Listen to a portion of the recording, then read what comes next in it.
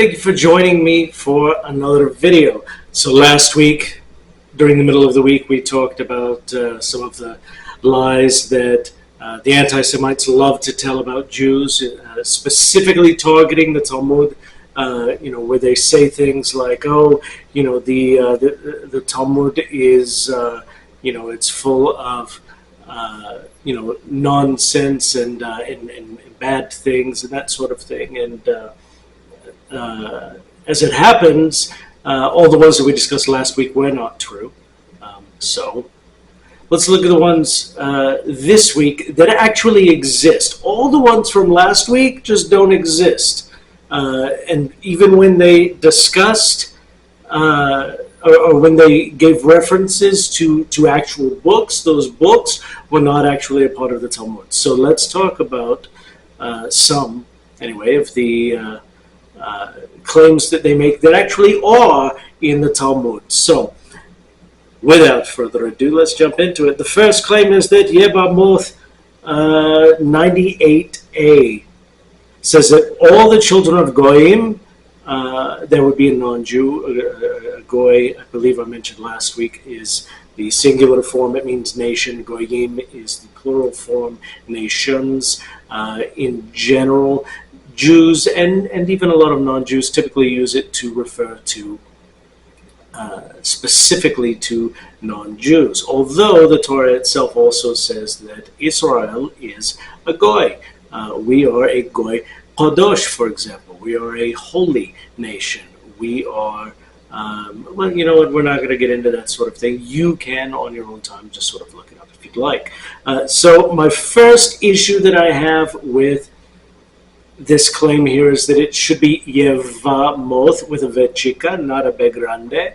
If you speak Spanish, that makes sense. But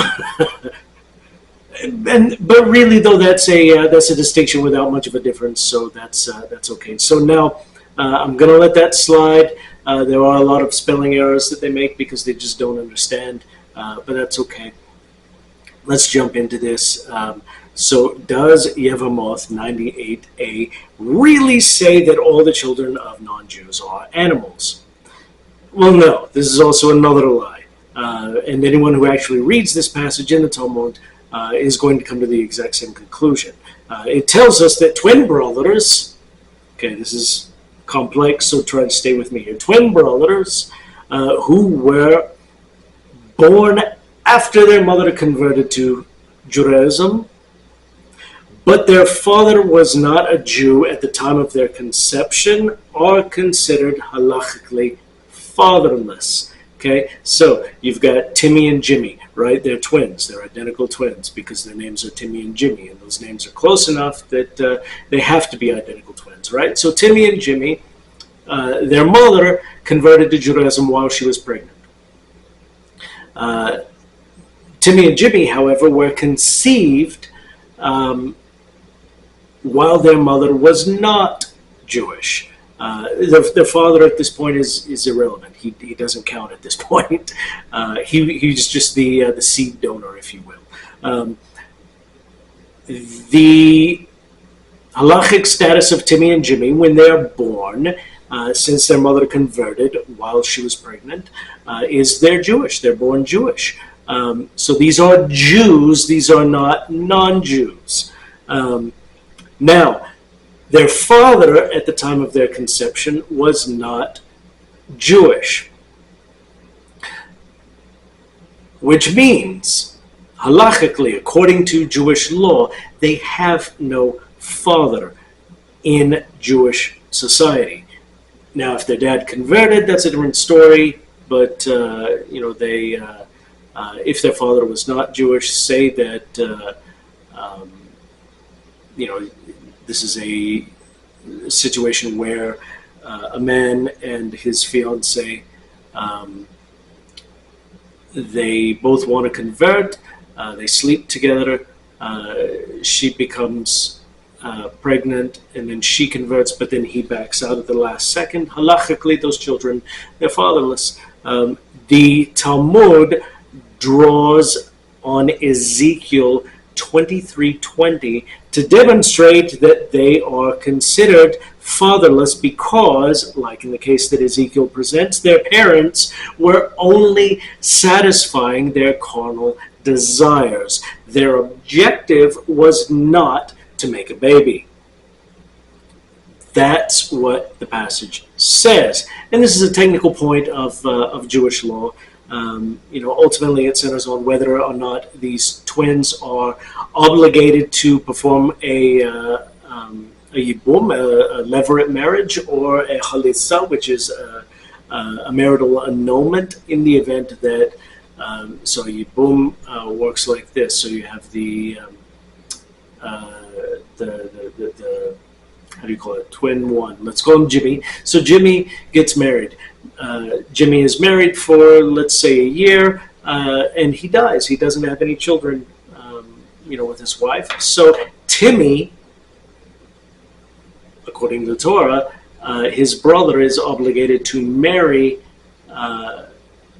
his wife, his widow, I guess I should say, to produce children for his deceased brother. So using names. So Jimmy is married, doesn't have any kids. He dies before he can even conceive a child, right? So Timmy, assuming that he goes through with the yibum, he is obligated to marry Jimmy's widow to have children for Jimmy. Okay, it's a complex legal thing that we, in general, we don't do it today.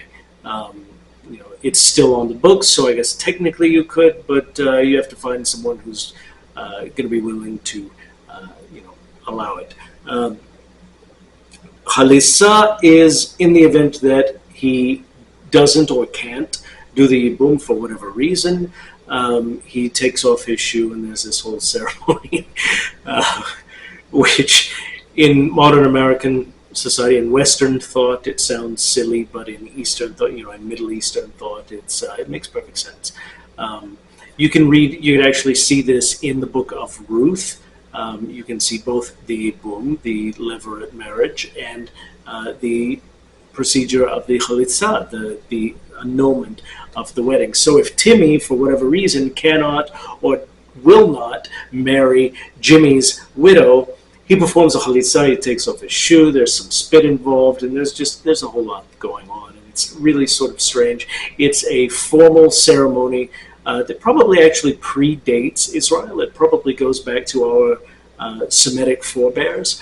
That was probably just common Semitic law, but it's retained in the Torah, which is really kind of interesting. So what we're doing here in this passage is we're talking about native-born Israelites. These are not non-Jews. So does Yevamoth 98a say that all the children of non-Jews are animals? No, we're not even actually talking about non-Jews. We're talking about Jews. And there's no claim that animals or whatever. So the next claim is that Bava Metzia 114b says that Gentiles, goys, are not humans. They're beasts. Again, I'm going to take issue with the spelling, but I'm going to set that aside for now. Does Bava Metzia 114b actually say that non-Jews are beasts and not actually humans? Well, no, this is actually another lie. Though, in all fairness, I could actually see where they got this from. So the passage in question deals with ritual impurity that's transmitted by a dead human being, okay, a dead human body, I should say. There's no being left. Lost my train of thought. Let me look back here. My notes deals with ritual impurity transmitted by a dead human body rather than the halachic status of a non-Jew. So what we're talking about here is not a is a non-Jew an animal? It's asking, or it's I'll get into exactly what it is. But it's dealing with a corpse of a non-Jew. Okay. Now the passage teaches that a Jew cannot become ritually defiled. Okay, we don't contract ritual impurity or contamination, if you will, from contact or from being too close to the corpse of a non-Jew. And it draws on Ezekiel 34, verse 30, to give a reason for why that is. Now, obviously, I'm not looking up these passages. I'm just going through it. But you need to understand that God, okay, through the prophet Ezekiel here, is saying that Israel is the flock of God's pasture and men. Okay, he specifically calls us men in the passage. So, are we talking here about whether or not non-Jews are not humans? No. Right now, what we're saying here is Israelites are human. We are men. The text calls us men. Now, that being said, it's kind of weird how the rabbis put it all together, but it makes sense if you, if you put study into it. So, Ezekiel doesn't say that anyone outside of the Israelite nation is a man. Now, that's not to say that if you're not an Israelite, you are not a human. Okay, that's not to say that. What it is to say is we are specifically talking about Israelites for this halachic ruling, for this law. Okay, this is actually where the confusion comes in for the anti-Semites, but anti-Semites don't really get confused. They just find something that looks a little bit off and they just sort of run with it. So, credit for not actually doing your own homework. So wonderful job, guys. In addition to the quote from Ezekiel, there's actually a very logical reason why the corpse of a non-Jew does not transmit ritual impurity to us. And the reason for that is, quite frankly, we don't know where all the bodies are. Okay, Jews, okay, so at least we know where Jews are buried. We've buried in cemeteries and graveyards forever. We've always buried our dead. Non-Jews, and this is not to bash anybody here, but non-Jews have not. And we're not non-Jews, we're Jews. So we go to a non-Jewish culture. Perhaps they have got a graveyard. Perhaps they have got a region that they've kind of cordoned off. Okay, you look at the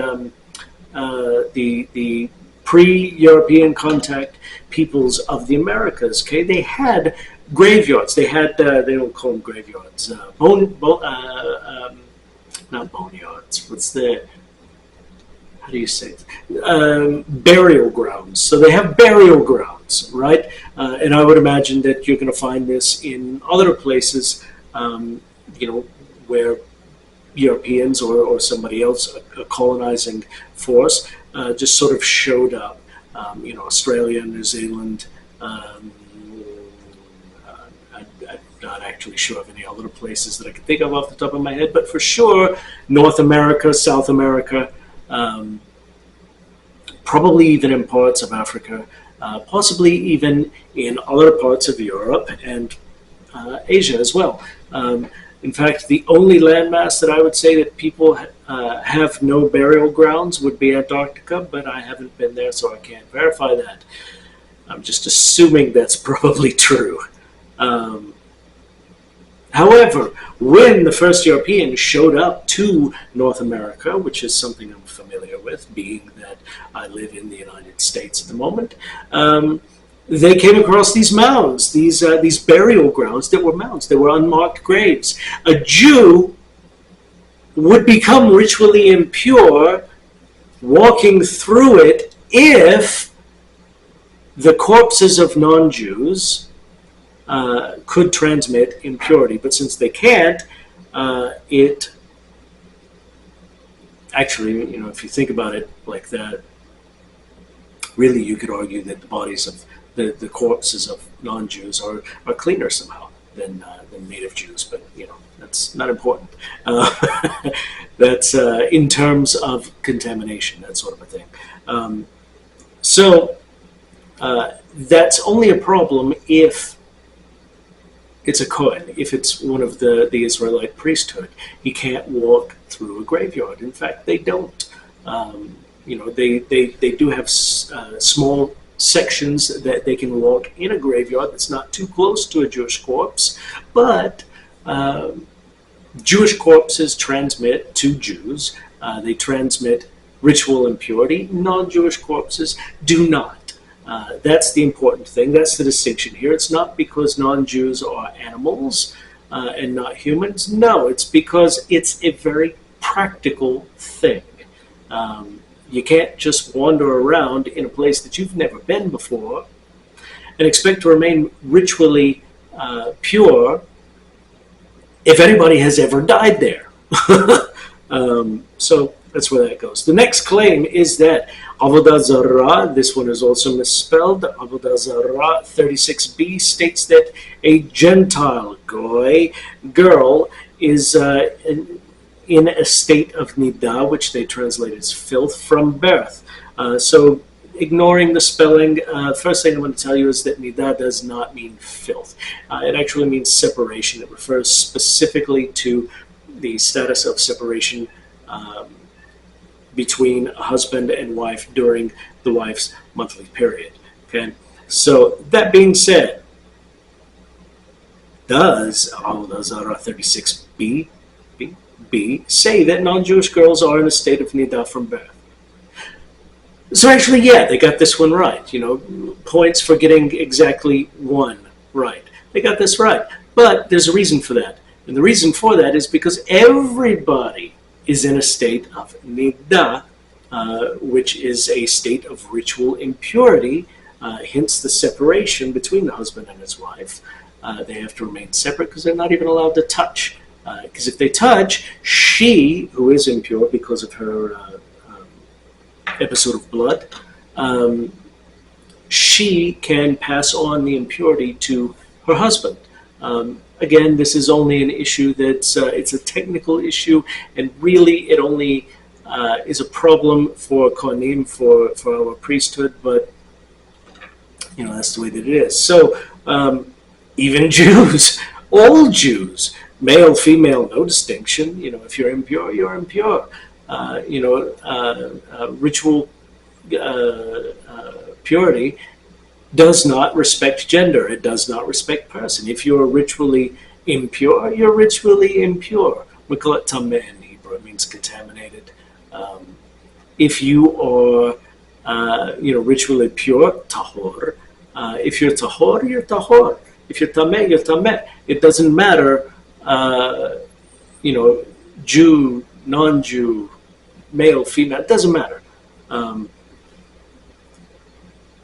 But why specifically do they mention non-Jewish girls? Well, because they want to make us look bad. They want to make it look like we hate non-Jews, and that's just not the case. Actually, in fact, the very fact that a non-Jewish girl from the time of her birth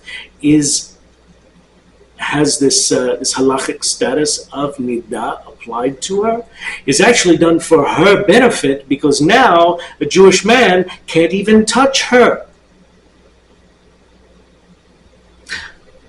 This whole time I thought anti-Semites didn't want us to, intermarry with them. Okay, this helps prevent that. This whole time I thought the anti-Semites didn't want us, near them, didn't want us to touch them. Okay, this helps prevent that. This keeps their daughters safe from us, which has actually never really been a problem, at least not in peacetime. In warfare, it's a little bit different story. Nobody is going out assaulting little girls. However, touching little girls, touching women, men, boys, whatever the case may be, just to get them away from a certain area, yeah, that happens all the time. So this is an example of the laws of family purity that apply to Jews that don't apply to non-Jews. Non-Jews are considered to be in this ritually impure state from birth because they don't have the same rules we do. So the assumption is they never actually remove that ritual impurity from themselves. Now, practically speaking, today, do we, shake hands with non-Jews? Yeah, absolutely. Do we, can we hang out with non-Jews? Can we, can we have physical contact with non-Jews? Yeah, absolutely. There's nothing wrong with that. Provided that it's not of an intimate nature. And the only reason for that is because Jews are only allowed to marry Jews. That's very plainly written in the Torah. Just like Christians only want to marry Christians, Muslims, well, they don't really care. But, in general, they're only going to marry other Muslims, that sort of a thing. So the next claim, we're moving right along, fast as we can here. The next claim is that Sanhedrin 54b says that a Jew may have sex with a child as long as that child is less than 9 years old. Okay, we're talking about pederasty here. With children below the age of 9. Okay, so does the Talmud in Tractate Sanhedrin, page 54b, permit pederasty with children below age 9? Well, no, this is a lie. It's actually not even a good lie, because the passage that they gave us here is actually prohibiting pederasty. It very clearly prohibits, doing this. What do my notes say? So the context is a little bit wider. So when discussing, this is what's going on here in this passage, they're discussing the prohibition against homosexual intercourse. The Talmud teaches that both men are guilty and liable to punishment, including the man who even just sort of passively allows himself to be abused that way. That's the Talmud's wording. Abuse, that's the Talmud's wording. That's not my wording. Okay? Because this is, if it's pederasty, it is abuse. Okay? It's non-consensual, or at least it's non-wanted. It's unwanted. So the natural question that comes up after being told, hey, you're not allowed to abuse someone like this, and if you allow yourself to be abused in this way, you're also guilty. So the natural question that's going to come up after that is, how old do you have to be before you have an obligation to fight back, to resist? Well, the answer is 9 years and 1 day. Because at that point, it's assumed that some boys can actually derive. They can actively participate. If you catch what I'm saying here, I'm trying to keep this PG. They can derive pleasure from it, and they can reciprocate. And I'm using a bunch of code words here for the adults watching, because there are children, I'm certain, around. My own kids, they're not here, but they're around. They'll be watching this at some point. So the rabbis set an age, an arbitrary age, for the point where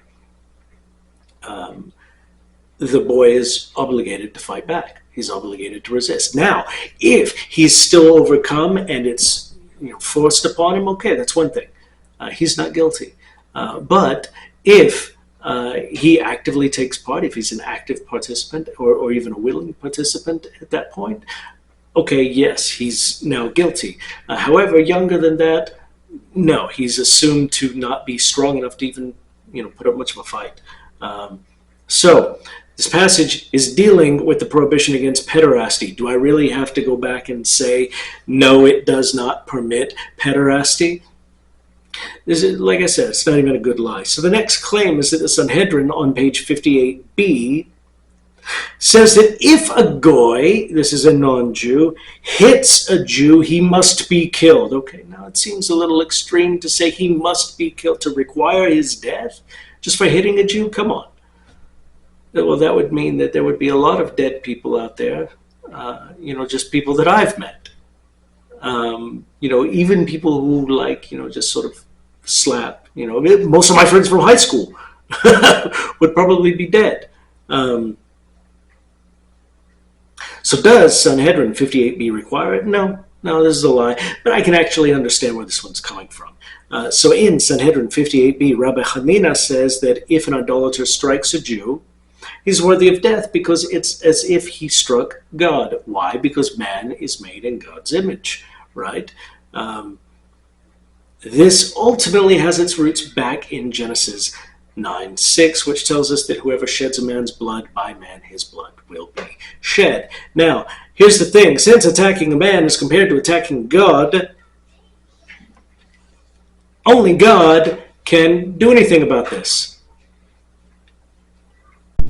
So, since the offense is against God, God can dish out the penalty here. If the death penalty is to be used, then God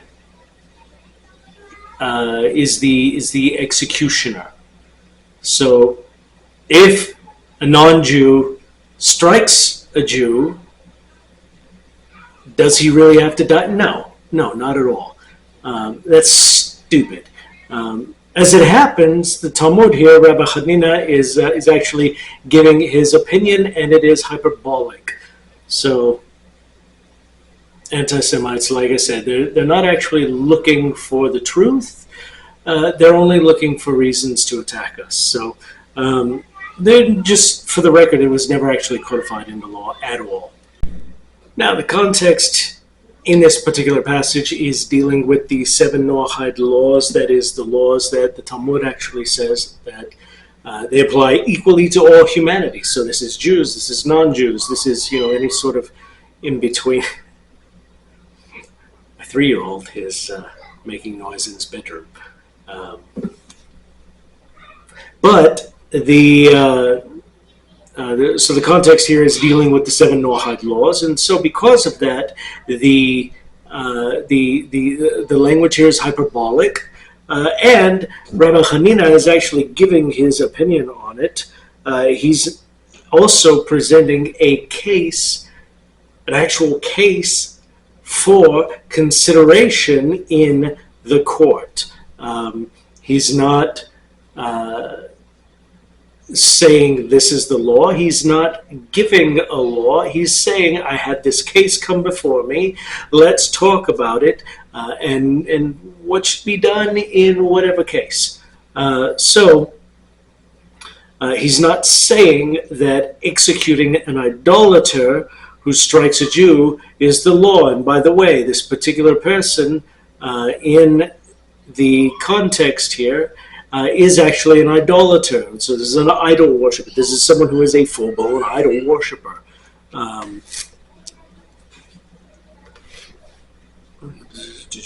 Looking through my notes. So, as it happens, even if there were a law requiring the attacker's death, the death penalty in practice is actually so rare that it wouldn't happen. And the reason for it, and that's the same Jew, non-Jew, the death penalty is extremely rare, and that's just the way that it is.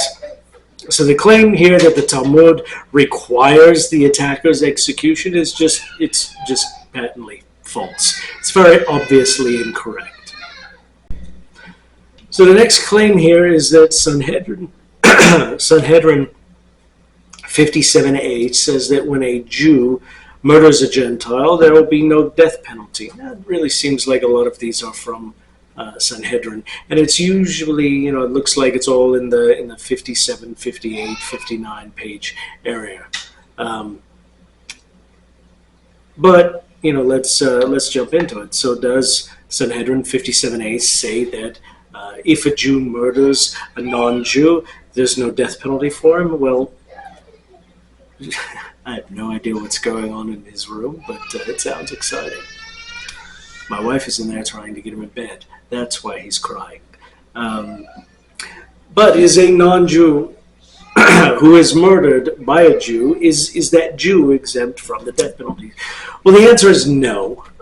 It's a lie, and not only is it a lie, but it's actually a really, really bad lie. This is I can actually understand the confusion that comes in here. This is a case of a legal technicality where a rabbinical court can't condemn a Jewish murderer for whatever reason. Perhaps, there was maybe not enough evidence. Perhaps the Jew argues self-defense and there are actually no witnesses to the alleged crime. I don't know what the case is here. We're given, much detail beyond.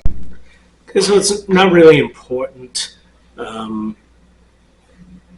details of this whole case. What is important, though, is that in every case where someone cannot be given the death penalty by the court, the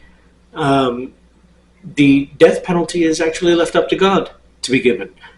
So do with that what you will. Now, as it happens, the Rambam, this is Rabbi Moshe ben Maimon, he writes in the Laws of Murderers 2:11 that it is forbidden for a Jew to murder a non-Jew. And doing so is a capital crime. It is punishable by death.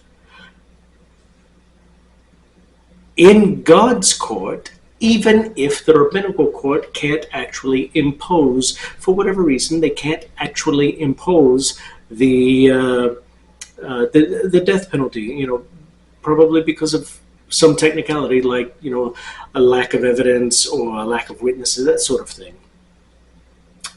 So there is absolutely a death penalty given to a Jew who murders a non-Jew, and it's actually a lot better if the rabbinical court does it, because if God has to do it, then you know you're in trouble. You know you messed up when your mom tells you, just wait till your father gets home. That's when you know you messed up. At least that's the way that it was when I was growing up. It's the way that it is for my kids.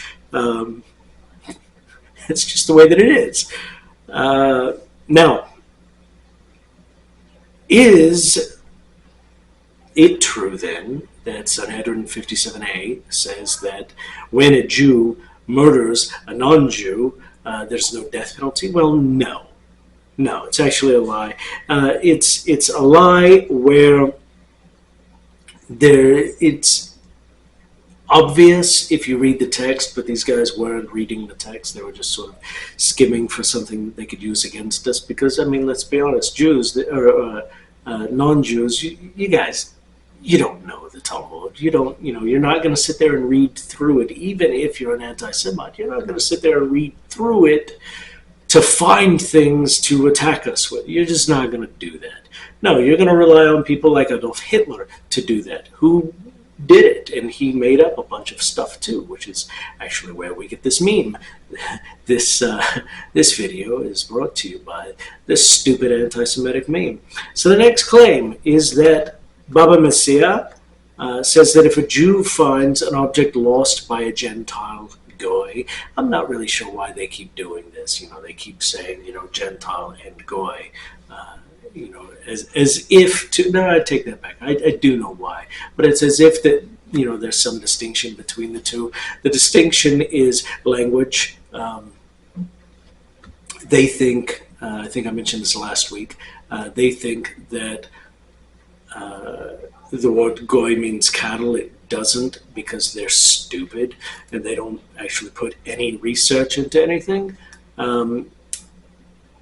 If they had put any research into it, they would, look it up online. It takes all of 2 seconds, and they learn very quickly that no, goy does not mean cattle.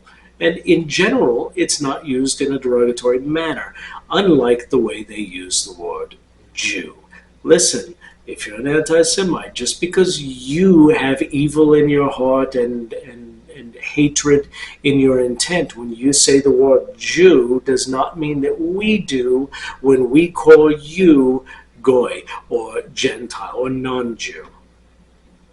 These are 3 different names for the same thing. Or Nochri, that's a 4th name for the same thing. Nochri just means foreigner. You're not one of us. You're foreign. So the next claim in Baba Metzia 24a says that if a Jew finds an object that was lost by a Gentile Goy, It does not have to be returned. Okay, so spelling aside, I actually briefly mentioned this one in a previous video. I can't remember if it was last week or one of the other videos that I've done. It wasn't the main topic of discussion there, so let's get into this actually. Does Bava Metzera say that a Jew who finds something lost by a non-Jew doesn't have to return it? So this is actually a bit complex. This one's kind of a it's not so straightforward, but the answer is no. The law is not that a Jew doesn't have to return lost property to a non-Jew. In fact, the law is that if a non-Jew loses property or a Jew loses property, there is no distinction. You should always try to find the owner before just saying, well, I can't find the owner, so I guess it's mine now. Now, in the Talmud here, in this particular passage, Rabbi Shimon ben Elazar gives his opinion that a Jew doesn't have to return the lost property of a non-Jew. Now, obviously, he asks an opinion if he is obligated to return it. Now, obviously, asking a question doesn't mean that we're going to derive a whole law just from the question itself. No. As it happens, the Talmud openly says here that this was not his opinion. Somebody else brought it up, and Rabbi Shimon ben Elazar says, so is that really the case, though? So the law is, and this is where the Talmud actually mentions it, the law says that if a Jew finds a lost object in a public area, in open sight, and there's no indication of who owns it, you don't know who owns it, and there's no way to tell, who owns it, you should still try to find the owner. Jew, non-Jew, doesn't matter, there's no distinction. But if you can't find the owner within a reasonable amount of time, it's yours. Okay, so it falls under the law of hefker. It's abandoned. It's ownerless. So yes, you can keep it at that point. Now, if the object was found in a place where it appears to have been intentionally hidden, the law is don't touch it. If it looks like it was intentionally put there, don't touch it. It was put there intentionally for someone to come back to it. An example of that would be like if I'm at the synagogue and I put something under my chair. So somebody who comes along is just going to say, oh, well, this is under Judah's chair, but he left it here. No, it's intentionally placed. It's very clearly intentionally placed there. And so everyone's just going to leave it alone. So is the law actually that a Jew doesn't have to return lost property to a non-Jew? Well, no, it's actually the exact opposite. So the next claim, this one's actually funny, okay? It's horribly inappropriate. If you have children in the room, you may actually legitimately want to send them away for a few minutes. But this was, it's a funny one, and it shouldn't be as funny to me as it is, but it's, I have a very messed up sense of humor since I was in the military. So the next claim is that Avodah Zarah, pages 22a and 22b, they could have just summed it up and said 22, says that Gentiles, goys, prefer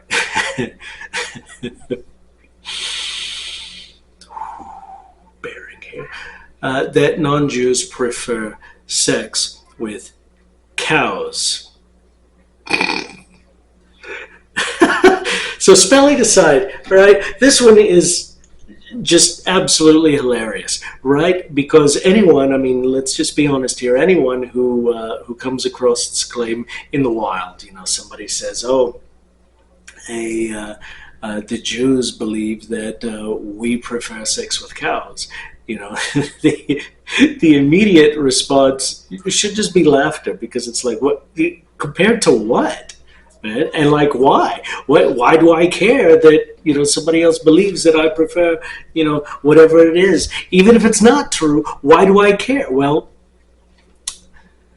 these people appear to be just sort of picking on things that they can use against us, or that they can try to use against us. So they're just going to pick up on all the things that even remotely make it look like we're saying bad things about them, because they can say bad things about us, but we can't say anything bad about them, because that's just I don't know what it is. That's twice as bad, I guess. I don't know. So I can't actually tell if they're angry in the claim, or if they're sad that somebody's calling them out, or that whatever the case may be. Now, obviously, since most non-Jews presumably are not married to cows, obviously, no, they don't prefer sex with cows. So, gotta collect myself, just sort of military bearing. So, as laughable as this is, let's jump into it. Okay. Now, this is hilarious, and it's wrong, and it's hilariously wrong. But it's actually based in reality, believe it or not. There actually is, and as soon as I read it on the meme, I knew exactly what the passage said, because I've heard it before, because I think it's hilarious. So it is based in reality. But let me explain. So first of all, the Mishnah is what opens up on page 22a. It's at the end of page 22a, and the discussion in the Gemara on page 22b actually does warn against keeping your livestock in the inn of an idolater of ill repute. And the reason that it gives is because they are suspected of immoral behavior with the livestock. Okay? Pay attention to that wording there, because wording is king. Because the claim is that the Talmud says that non-Jews, that goyim, prefer sex with cows. That is not being said. It doesn't even appear that way. There is no reference at all to preference. That rhymes. There's no reference to preference here. And again, what are we preferring, or what are these non-Jews alleged to have preferred cows over? Are we talking about their spouses? Well, most adult non-Jews are married to other humans. If they prefer sleeping with cows more than their wives, okay, that's on them. That's a completely different level of marital counseling. Man, imagine just trying to take that into into counseling, guys. Just like, yeah, man, I prefer cows over my wife. How's that supposed to make your wife feel? How's that supposed to make your therapist feel? Now, the Talmud does not say that non-Jews prefer sex with cows. And now that I've said that, we're actually going to talk about why it does say that idolaters of ill repute are under suspicion of being that way with livestock. The word used for cow, for cattle in this particular passage, really refers to all large mammal livestock. So we're talking goats, which is I can't say that.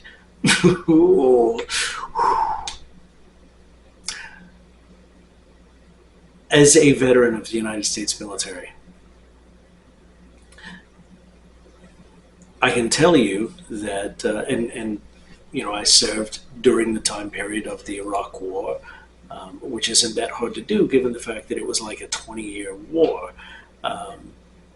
But back in 2005, 6, somewhere around there, I discovered that we all had stories about the Iraqis, about the Afghanis,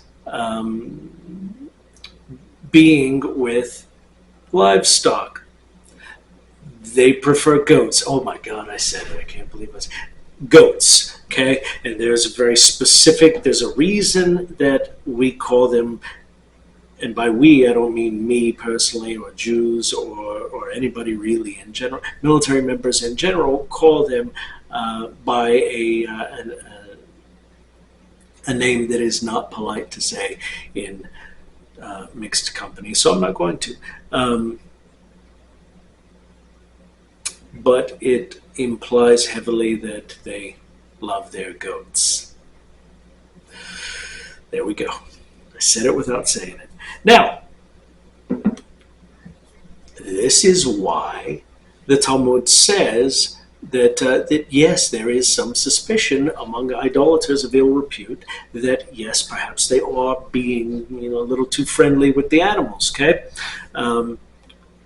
if people in the military, if military members who have been overseas or even just haven't been overseas at all, but if they haven't seen something like this taking place with their own eyes, they've heard stories secondhand from friends, and that story is backed up by perhaps someone else in the chain of command. Okay, we all have stories like that. I myself have several stories about that. I'm not going to tell them because it's inappropriate and it's gross and it's grossly inappropriate.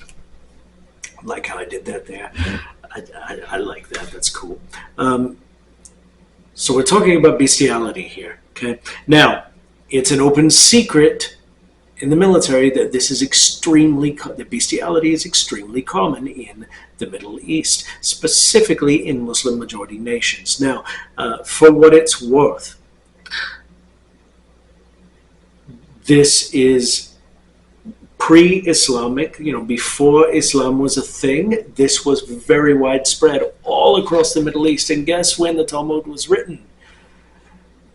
Before Islam. So Islam is only 1,400 years old, okay? So the Talmud is like 2,000 years old. It's not quite that old. It's actually a little bit less. But it's older than Islam, so it predates Islam. So it goes back to a time when bestiality was more commonplace than it is now. But it's still very common today. Now, it's worth noting, Islam, so the Quran actually says nothing about it. And the every Muslim authority that I've spoken to about it, or even that I've found online about it, has universally said that Islam forbids bestiality, that both the animal and the person are executed, because this is a disgusting act in Islam, which is great. However, that doesn't change the fact that before Islam, Arabs were going to Arab. Okay, they were going to do what they did. Okay, apparently it gets lonely out there in the middle of the desert. On those long nights when you're out there with your sheep, or I really need to stop. I'm going to get myself in trouble with somebody. So it's culturally acceptable in the Arab world. It's just not religiously acceptable, apparently. Now, for what it's worth, there are many European countries that have not outlawed bestiality. In fact, the United States, where I live, does not have a national law that prohibits bestiality. There are some states that outlaw it, but it's not like, it's not a federal law. It's not a law at the at the national level. What's interesting, though, and I really hate to say this because it it's going to make the Cajuns look worse, but in the state of Louisiana, the U.S. state of Louisiana, which borders my home state of Texas, the legislature there actually fairly recently, and by that I mean within the last, let's say, 5 years, shut down a bill that was up for vote, that would have made it illegal would have made bestiality illegal. But for whatever reason, the Louisiana state legislature decided that no, that's not a law that reflects our values or something, and so made news, made national news. I don't know what their reasoning was, but they decided not to. It made national news. It was a big deal. Now, it was so ancient, or it was so common in ancient times, that the Torah itself actually not only does it prohibit bestiality, but the person who engages in it, male or female, the Torah specifically says male and female, they are executed, whereas in the case of the animal, they are euthanized, because, hey, it's not their fault. It's not their fault. It's not the animal's fault, let's be honest. And now this animal is traumatized because it didn't give consent to being abused. So, with all of that in mind, the statement in the Mishnah dates back to a time when bestiality was very common, extremely common. It's still common, but even more common than it is now.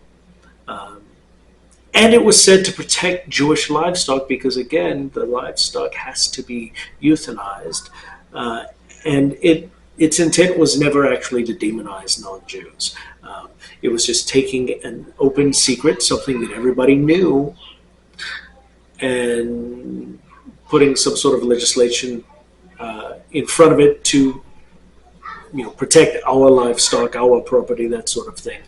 So no, the Talmud does not say that non-Jews prefer cattle to their wives. Gives practical instructions for a time, and this is one of those things that's just not practically done anymore, but it gives practical instructions for a time that is gone, but when it would actually have been needed.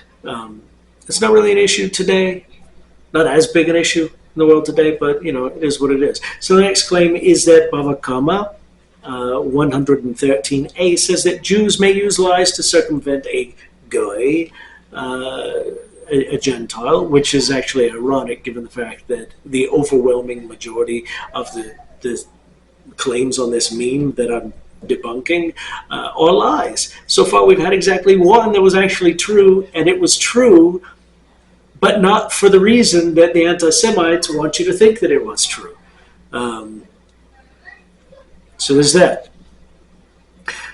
And I can actually understand where they got this one. It just sort of, is selective reading on this. So may a Jew use deception, use subterfuge, use outright lies, any form of dishonesty to circumvent a non-Jew? Well, so the case here in the Talmud actually deals with a customs official, a customs official of a non-Jewish country. Okay, so let's say, just for kicks and giggles, Babylon, because that's where this was written. So Babylon, you come across a Babylonian customs official. Actually, let's use the Romans, because the Romans are, that's just how it goes. So the Romans have a customs official, and he comes to the Jews to collect the customs tax. Okay, now you're obligated to pay it because it's the law of the land, and dina de malchuta dina, the law of the land. Well, that's the law, right? So in general, assuming it doesn't contradict the Torah. But the context here actually specifically tells us that this official, this customs official, he comes of his own authority, meaning he's there to steal extra, to take extra. So what do you do in this situation where you've got this customs official who's trying to collect more than he's actually entitled to collect? Well, so the procedure goes like this. And this is spelled out very clearly in this particular passage of the Talmud. Procedure goes like this. First, you appeal to the Torah. You say, listen, the Torah tells me that I'm only obligated to pay you what I owe you. And what I owe you is all that I can pay you. Now, If he accepts that, great. If not, okay, so then move on to his law. Also, dear Sir Roman, he probably never said that, but do you not know that Roman law says you're not allowed to take more than one denarius, just for example? And if that works, great. If not, okay, so then at that point, what do we do? So Rabbi Ishmael gives his opinion, which is that in that particular case, after you have tried to reason with him, after you've even pointed out that he's acting against the law, Rabbi Ishmael says, okay, well, to protect your property, maybe you can try to, use subterfuge, just kind of walk around the subject, just try to kind of, sneak it past him, right? So now is a good time to bring up again that one man's opinion does not make a law unless that one man's opinion is the shared opinion of the entire Sanhedrin. Now, that being said, immediately after Rabbi Ishmael gives his opinion that yes, you are allowed to use subterfuge, you're allowed to be dishonest, immediately after, Rabbi Akiva specifically opposes him. And he says, no, you can't lie because, see, we are Hashem's people. We're God's people, and so we represent God to the nations. And if we lie, if we are dishonest, what does that say about God? So you can't do that, he says.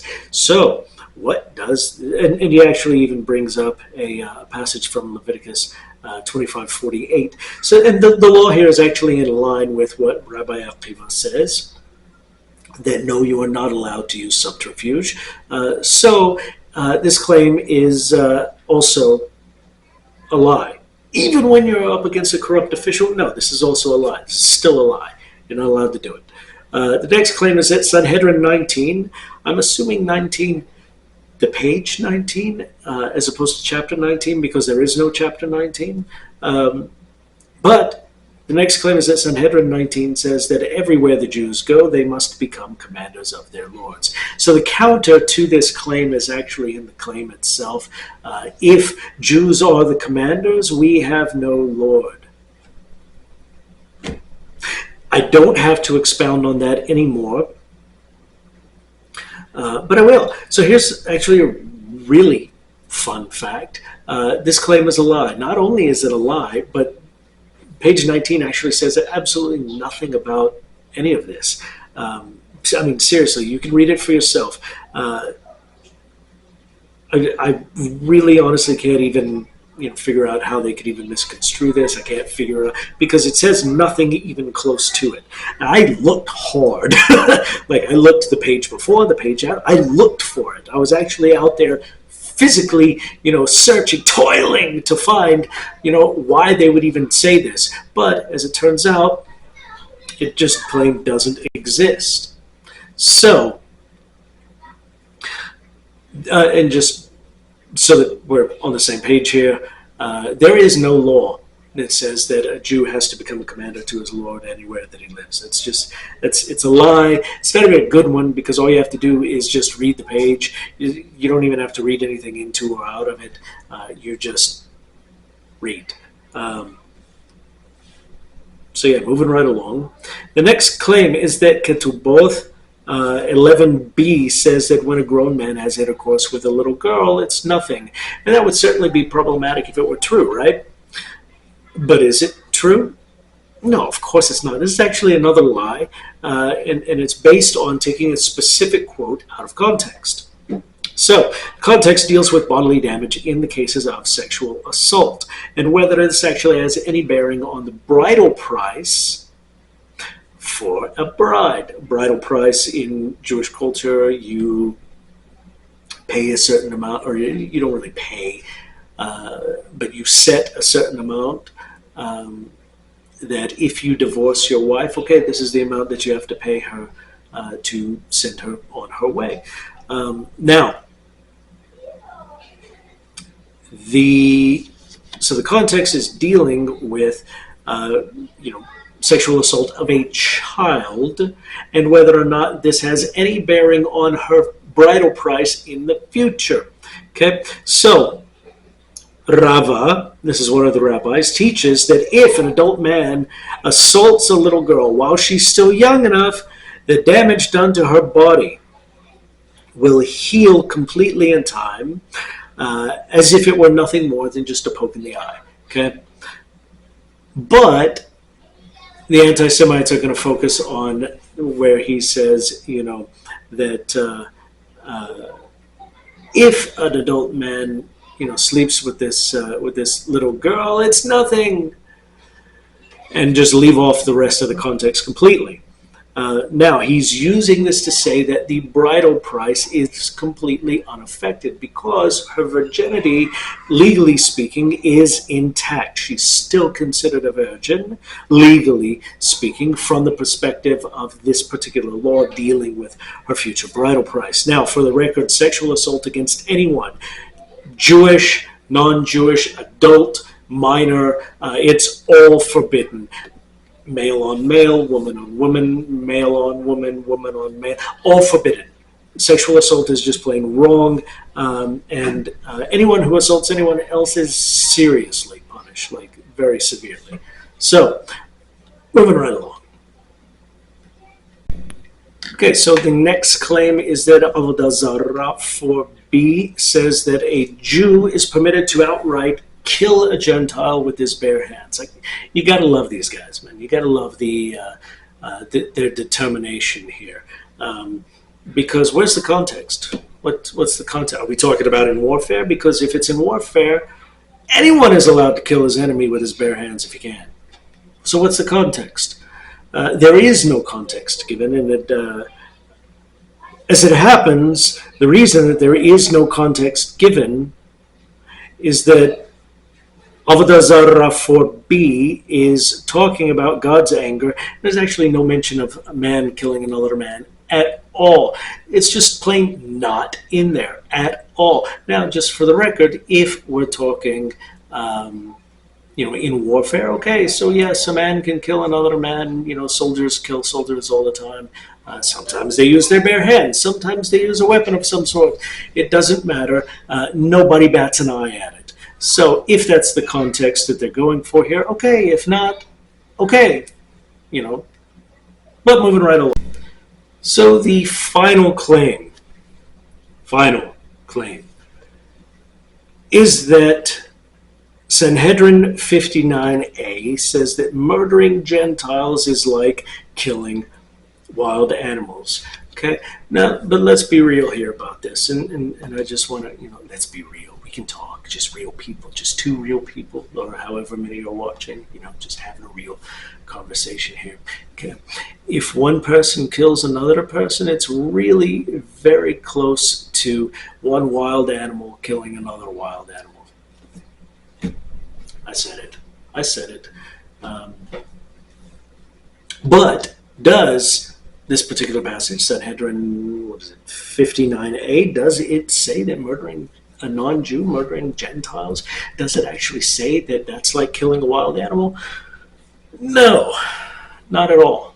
In fact, the closest that it comes to making that claim is where it says that non-Jews, even non-Jews, are not allowed to eat the blood of a living animal. Now, I realize those two are completely and totally different. It's one thing to say that you're not allowed to, or that killing a human being, a non-Jewish human being, is like killing a wild animal. I realize that's very different from saying that a non-Jew is not allowed to eat blood from a living animal. But I didn't make the claim. A bunch of idiots did. Okay, let's just be honest about that. A bunch of idiots did, and I mentioned this last week. I'm going to mention it again today. These are Christian idiots because, and I'll talk about that in just a second. They give two passages from the Christian Bible that I'm actually going to read to sort of, I guess, just sort of back up the idea that Jews are evil. Okay, so the first passage is John chapter 8, verse 44. Now, a lot of passages that have historically been understood to be anti-Semitic are in the Gospel of John. And there's a reason for that. It's because John is actually inherently, a few places, there are a few inherently anti-Semitic things that are said. This actually happens to be one, and it's attributed to Jesus, but if I believed that Jesus ever said it, I would have a real problem calling Jesus a Jew, but I don't believe that he ever said it, and I'll explain why in just a second. So, John 8:44 says, ye, he's speaking to ye is the plural of you. In modern parlance, it's the plural of you. Okay, ye and you are actually two forms of the exact same word, because in English, the plural of you is actually you. The singular of you, fun fact, the singular of you is actually thou, but we don't use it anymore. Because I guess we're just pluraling everybody nowadays. Ye, this is, he's speaking to a group of Pharisees here. The Pharisees are, okay, just for the record, Pharisees are the predecessors to modern day Orthodox rabbinical Jews. So these are my predecessors that he's speaking to. Okay, ye are of your father the devil, and the lusts of your father ye will do. He was a murderer from the beginning, and abode not in truth, because there is no truth in him. When he speaketh a lie, he speaketh on his own, for he is a liar and the father of it. Now, this is attributed to Jesus. Jesus never said this, and there are two ways that I can tell you that we know for a fact that this is actually added later by Christian redactors, which is fine that they would add this later, but Jesus never said it. And here's, there are two ways that we know that. The first way is Jesus was a Pharisee. I mean, if you read his actual teachings in the Gospels, Jesus was a Pharisee. So how's he going to call Pharisees his, the children of the devil? I mean, that's just stupid. Second reason that we know that Jesus never said this is because he's speaking to Pharisees. There is no concept of the devil in Judaism at all. There is no devil in Judaism.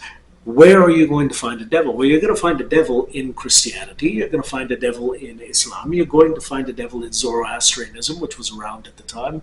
You're going to find a devil in, well, it's not really a devil per se, but you'll find like demons in the various Hindu traditions. You'll find demons and devils in various other traditions. Judaism does not have it. We just don't. And you're not going to find a devil character, and by that I mean the character that matches the Christian devil. You're not going to find that anywhere in Jewish scripture. What you will find is a reference to a Satan.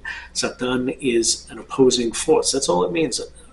Satan means opponent. It is an opposing force. It is a gift of God, because without something to oppose us in our pursuit of righteousness, it would be too easy, and there would be no merit in it. There would be there's no virtue if there's no difficulty. So, second passage that it quotes from and so that's how I know that Jesus never said that, because A, Jesus was a Pharisee, and B, the Pharisees wouldn't have they had no concept of a devil. That would be like me saying, "Oh, have you? Are you not familiar with the sword of Gibraltar? There is no sword of Gibraltar. I'm assuming there is no sword of Gibraltar. But are you familiar with it? Because if not, that's because you're evil, haha, something like that. It's that sort of a thing. You have no concept of it. I have no concept of it. How stupid is it for me to have said that to you, unless I just want to make excuses and the only way around this is to say that Jesus is making an excuse to be an anti-Semite. I don't believe that. Also, the Gospel of John was written way too late for Jesus to have actually said anything in the Gospel of John. It's really unreliable in terms of things that he said, unless it's at least backed up by something else, some other sort of criterion. Now, that being said, Revelation chapter 3, verse 9 is the other passage in the New Testament, in the Christian Bible, that was given. And this, in context, is this one's actually funny. In context, it's a letter to the church in Philadelphia. If you are Jewish, you have no idea what I'm talking about. If you're a Christian, you know exactly what I'm talking about. Well, if you're an evangelical Christian, you know exactly what I'm talking about, because these are the 7 churches, right? These are the 7 letters to the 7 churches of Revelation. These are in the Church of Philadelphia. Philadelphia, which means brotherly love, right? Right. So, there's a lot going on here, right? So, what does verse 9 say? Well, verse 9 says, "Behold," this is allegedly Jesus speaking, and I know this because the letters are read.